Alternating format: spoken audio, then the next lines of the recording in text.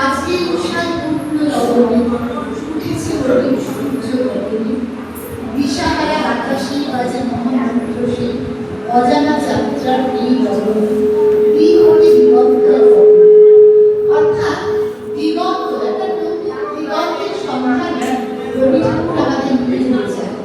তো আমরা আজ নববর্ষের দিনে একটি নতুন দিগন্ত কবি মান্দাকান্ত সেনের আমরা একটি নতুন দিগন্তে প্রবেশ করতে চলেছি। কবি মান্দাকান্ত সেনের নতুন দিগন্ত কবিতাটির মাধ্যমে একটু অপেক্ষা করুন, আমার কাছে এখানে নিয়ে এখানে আমি সংগ্রহ করি। মান্দাকান্ত সেনের নতুন দিগন্ত।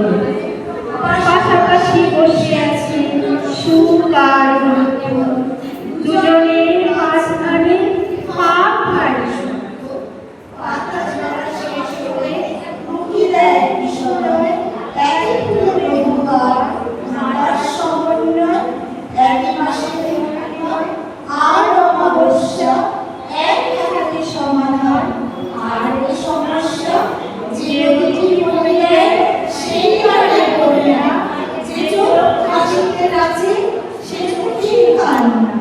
কেউ গায়ে শুভেচ্ছা, কেউ অভিসম্পাদ, কেউ মিষ্টি নয়, কেউ হাতে রাখতে প্রার্থনা।